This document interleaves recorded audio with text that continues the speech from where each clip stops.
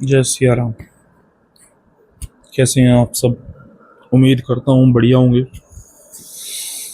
आज मैं थोड़ा बिजी था, बाहर गया हुआ था, जिसकी वजह से मॉर्निंग में मैं वीडियो ना बना पाया ना डाल पाया।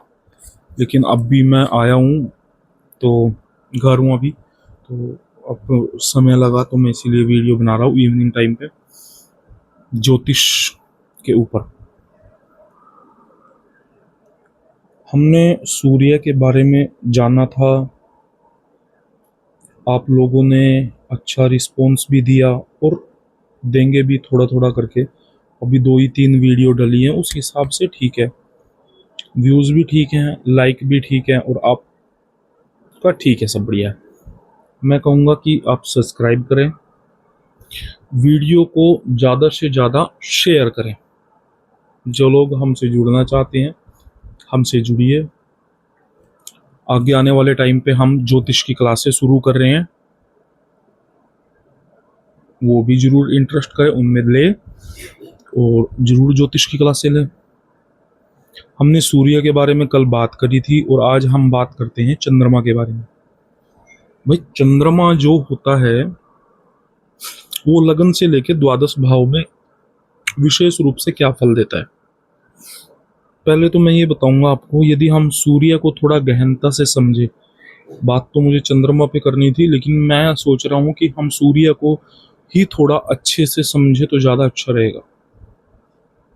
जैसे सूर्य लग्न में अच्छा होता है ना, मैंने बताया था कि पिछली वीडियो में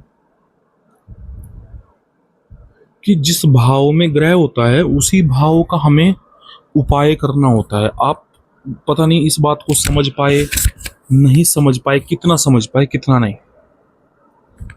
अगर आपका लग्न में सूर्य बैठा हुआ है, किसी को लग्न का सूर्य अच्छा करना है, कोई भी पंडित जी आएगा कोई भी उपाय बताएगा, अच्छा नहीं लगता भाई।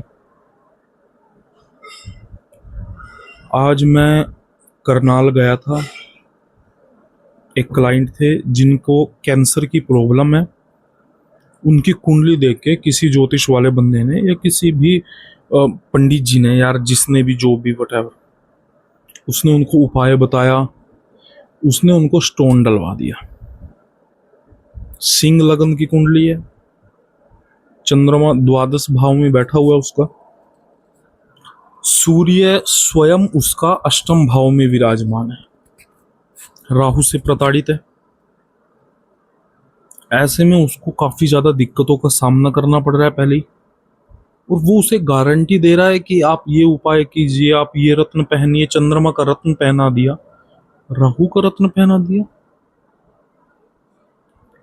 आप भाई, ये हाथ जोड़ के विनम्र विनती है, अगर नहीं ज्योतिष आती, नहीं कर्मकांड आता, नहीं एस्ट्रोलॉजी आती तो छोड़ दो, मत करो ना। और अगर करनी ही है तो सीख लो, उसमें कौन सा गलत बात है। हमने भी सीखी है, सब सीखो, लेकिन ऐसा प्रिडिक्शन करो जो दूसरे का भला कर सके, उसको और ज्यादा खत्म ना कर सके, उसको और ज्यादा डाउन ना लेके जाए, ऐसा ना करो। उसके माँ बाप रोने लगे, वो बच्चा रोने लगा, वो कह रहा है कि जब से मैंने डाल रखे हैं मैं और ज्यादा परेशान हो रहा हूँ, मुझे दिक्कतें होती है, तड़पता है वो बच्चा। उनको फर्क ही नहीं है इस बात से। उसको अपनी फीस लेनी थी 25-30 हजार रुपये, अपनी फीस के चक्कर में, अपने बनाने के चक्कर में रत्न पहना के चला गया, पूजा पाठ। इसीलिए गालियां मिलती हैं ज्योतिष वाले बंदों को, इसीलिए गालियां मिलती है, और इनकी वजह से बाकी बंदे भी उनकी नज़र में गलत ही हो जाते हैं।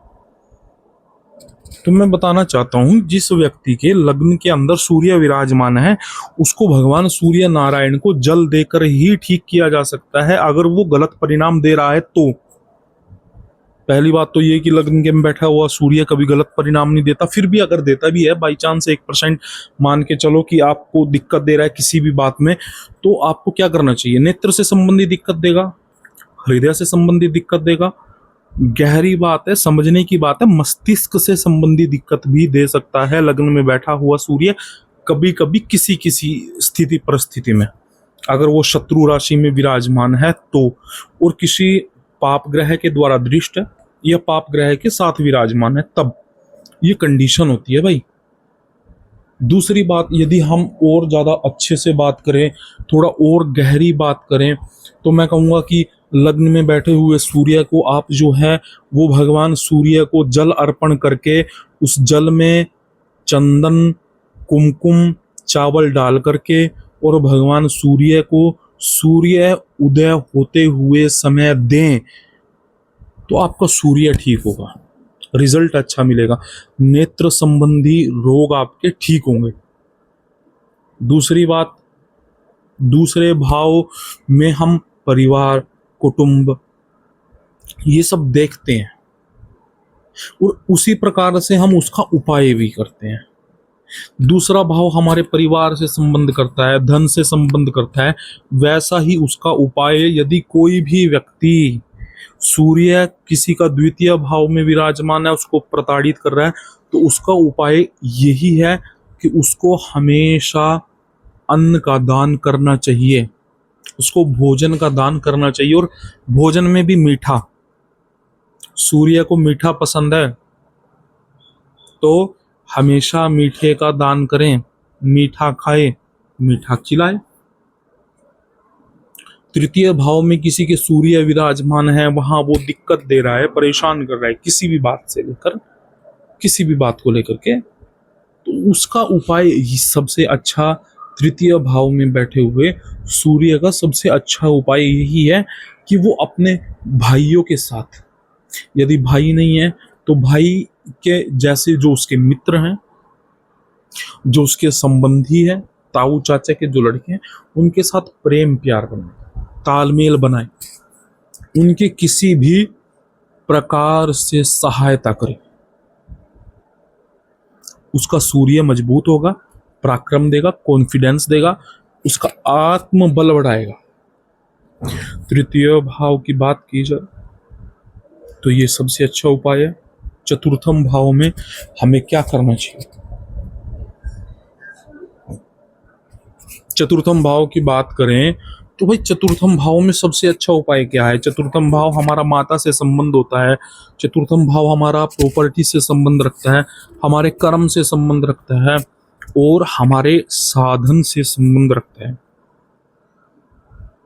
चौथे भाव में जिसके सूर्य होता है, हृदय संबंधी रोग 100% मिलेगा, हार्ट अटैक से मरेगा वो बंदा, ये प्रमाणित बात है।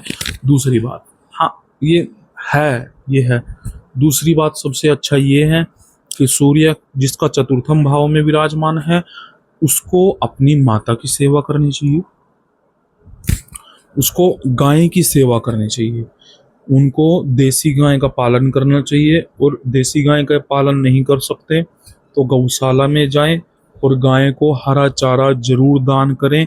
रविवार के दिन विशेष रूप से गाय को गुड़ वाली रोटी खिलाएं, घी वाली, तेल वाली नहीं होनी चाहिए। ये उपाय उसके लिए जिसका सूर्य चौथे भाव में विराजमान है। बात पांचवें भाव में विराजमान सूर्य की जाए तो संतान पक्ष, विद्या क्षेत्र और ज्यादातर लव मैरिज के केस जो हैं वो पंचम और नवम भाव से देखा जाते हैं, तो उनमें भी ध्यान रखना चाहिए। संतान से बना करके चलनी होगी आपको, जितना प्रेम आप अपनी संतान से, बच्चों से दिखाएंगे, बच्चों से करेंगे, उतना ज्यादा आपको वृद्धि मिलेगी, उतना ज्यादा फायदा मिलेगा आपको इस चीज में। आप जब भी कोई भी पढ़ाई करिए, पंचम भाव आपको कहता है कि आप फोकस कीजिए उस काम पर। और ये बात अनुभव की है कि जिसका चंद्रमा पंचम भाव में विराजमान है, उसकी कभी विद्या न तो कभी पूरी हुई है न कभी होगी, वो हमेशा विद्या की लालसा करता रहेगा, ये भी सीख लूं, वो भी सीख लूं, ये सब। चंद्रमा पे बात करेंगे हम नेक्स्ट वीडियो में, पर इसमें मैं सूर्य के उपाय के ऊपर बात कर रहा हूं। और ये नोट कर लेना आप सब, जो भी देख रहे हैं वीडियो को वो इनको नोट कर लेना, लिख लेना। दूसरी बात, पंचम भाव में सूर्य यदि विराजमान है तो सबसे अच्छा उपाय बच्चों से प्रेम करें। और हाँ, अब पंचम भाव में सूर्य विराजमान होता है तो किसी भी विद्यालय में जाकर के आप पुस्तकें दान कर सकते हैं। वो बहुत अच्छा उपाय है। पुस्तकें दान कीजिए। आपकी दी हुई किताबों को, आपकी दी हुई कॉपियों को, आपके दिए हुए पेन को जितना बच्चा इस्तेमाल करेगा उतना ज़्यादा आपका सूर्य प्रबल होगा, उतना ज़्यादा सूर्य अच्छा होगा, पंचम भाव स्ट्रोंग होगा आपका, तो वो काम करेगा, एक्टिवेट हो जाएगा आपके लिए। और षष्ठम भाव की बात की जाए, रोग, शत्रु, रिपु, और साथ साथ मैं कहूंगा कि वो मामा पक्ष से संबंध रखता है। तो आप उसमें क्या कर सकते हैं, उसमें अपने मामा पक्ष के साथ बना के रखिए। मामा पक्ष के साथ कहीं ना कहीं नहीं भी बनती है तो अपने मामा के समान, उनकी आयु के समान जो भी हैं उनका आदर कीजिए, उनके साथ प्रेम से बात कीजिए, भाव से बात कीजिए, ये सब संबंध रखिए। अपने नीचे कोई भी वर्कर काम करता हो, आप मान लीजिए षष्ठम भाव में आपके सूर्य विराजमान है, आप किसी भी एक अच्छे पद पर, प्रतिष्ठा पर रहते हैं, तो आपके नीचे अगर कोई भी व्यक्ति काम करता हो तो उसे मान और सम्मान दीजिए। षष्ठम भाव में बैठा हुआ सूर्य आपका मजबूत होगा, आपको अच्छा फायदा देगा। सप्तम भाव में बैठा हुआ सूर्य आपका पत्नी, आपका व्यवसाय और आपका पार्टनरशिप, इन सब से संबंध रखता है। पत्नी से प्रेम प्यार से सम्मान से बात कीजिए, नहीं तो तलाक के योग बनाता है, याद रखिएगा। सप्तम भाव में सूर्य तलाक का योग बनाता है।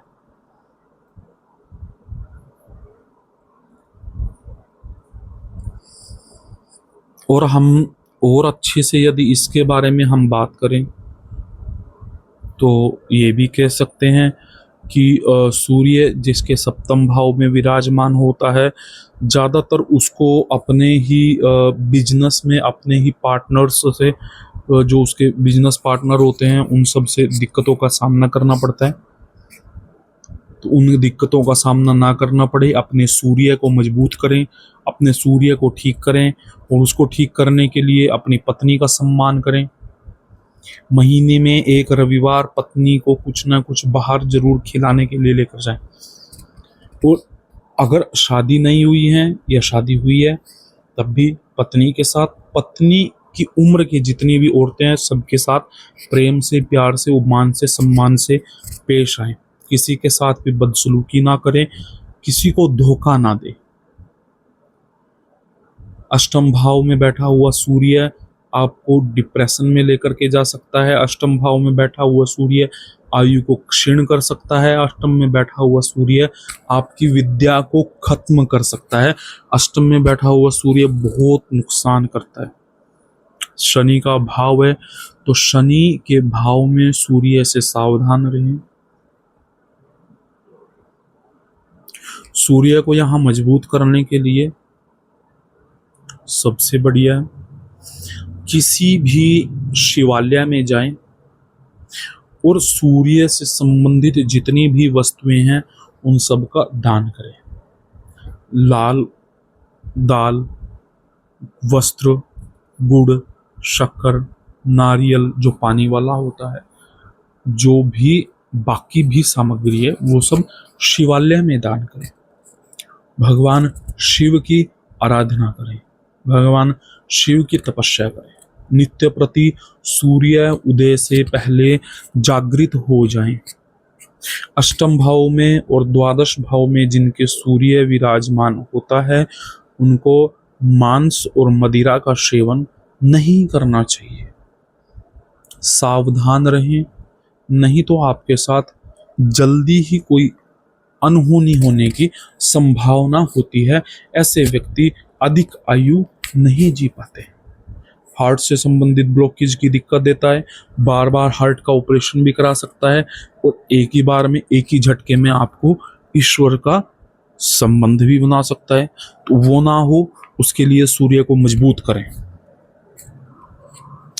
और अच्छे से बात करूं नवम भाव के बारे में, नवम भाव में बैठा हुआ सूर्य आपके भाग्य के लिए अच्छा है, लेकिन पिता से संबंध रखता है। पिता का सम्मान करें, पिता के साथ साथ पिता की आयु के जितने भी आपके संबंध में कोई भी व्यक्ति हैं, सबका मान करें, सम्मान करें, प्रेम करें, सबसे बड़ा प्यार करें, सबका साथ रहे। और सबसे बढ़िया है, कहीं भी तीर्थ स्थान पर जाकर, जिनके नवम भाव में सूर्य है उनके लिए ये उपाय है, तीर्थ स्थान में जाएं और वहां जाकर के आप तांबे की किसी भी वस्तु का दान करें। और उसमें अगर आप मीठा डाल करके दान करते हैं तो ज्यादा अच्छा। दसम भाव में विराजमान सूर्य आपको नौकरी, पेशा ये सब देगा, उच्च पद की प्राप्ति कराएगा। यदि अच्छा होगा तो गवर्नमेंट जॉब और अच्छी जगह पहुंचाएगा। यदि आपका सूर्य खराब होगा तो वहीं वो राजदंड भी दिला सकता है आपको। किसी न किसी किसी भी दंड के माध्यम से सरकार से वो आपको दंड दिलाएगा, या कुछ भी ऐसा होगा जो आपको सरकार के द्वारा प्रताड़ित रूप में मिलेगा। वहाँ आपको सूर्य मजबूत करने के लिए आपको सबसे पहले छोटा काम, बड़ा काम ये करना है कि हर दिन आपको प्रातःकाल उठ करके और सुबह भगवान सूर्य नारायण के दर्शन करने हैं, उनको अर्घ अर्पण करना है, अर्घ देना है। तांबे की लुटिया में जल लेकर के उसमें लाल रोली डाल करके, शक्कर डाल करके सूर्य भगवान को स्नान करने के बाद शरीर ना पहुंचकर वैसे के वैसे ही जल अर्पण करना है आपने। ये बेहतरीन उपाय है। एकादश भाव में जहां लाभ स्थान है, सूर्य इतना अच्छा नहीं माना जाता, लेकिन फिर भी आप ये कह सकते हैं कि सूर्य कहीं ना कहीं एकादश भाव में बैठ करके आपको किसी न किसी चीज में तो लाभ देगा, क्योंकि वहां से वो सप्तम दृष्टि पंचम भाव के ऊपर डाल रहा है, तो वो वहां भी फायदा दे सकता है। तो भाई मैं आपको यही कहूंगा, जिनके एकादश भाव में सूर्य विराजमान है उनको सबसे अच्छा उपाय ये करना चाहिए कि उनको अपने जो भाई बहन जितने भी रिश्ते हैं, जितने भी भाई का, बहन का, चाचा के लड़के, ताऊ के लड़के, वो मायने नहीं रखते, सब जितने भी आपके भाई बहन मित्र हैं, किसी से भी धोखे वाली बात नहीं करनी है, सबसे प्रेम करना है, सबको साथ लेकर के चलना ही है। अगर आप किसी का पैसा खाते हैं, किसी से धोखा करते हैं, चाहे वो मित्र से या किसी से भी, उसका भुगतान आपको बहुत जल्दी फिर करने को मिलता है, जिसकी वजह से आपको परेशानियों का सामना करना पड़ता है। तो सावधान रहें। एकादश भाव में जिनके सूर्य विराजमान है वो विशेष रूप से, जिनके द्वादश भाव में सूर्य विराजमान है, द्वादश भाव में और अष्टम भाव में विराजमान सूर्य वाले जातकों को विशेष रूप से नॉनवेज बिल्कुल छोड़ देना चाहिए। मदिरा का सेवन करते हो तो वो बिल्कुल छोड़ देनी चाहिए, और कहूं तो मैं नशा किसी भी प्रकार का हो तो वो छोड़ देना चाहिए, वरना बेड पे जाना पड़ सकता है, हॉस्पिटल के बड़े बड़े बिल भरने पड़ सकते हैं, आंखें खत्म हो सकती हैं, मस्तिष्क खत्म हो सकता है, कैंसर मिलता है, ब्रेन ट्यूमर सबसे ज्यादा ऐसे व्यक्तियों को होता है। इसलिए सावधान रहें, अपना सूर्य जरूर संभाल कर रखे, राजा है ग्रहों का।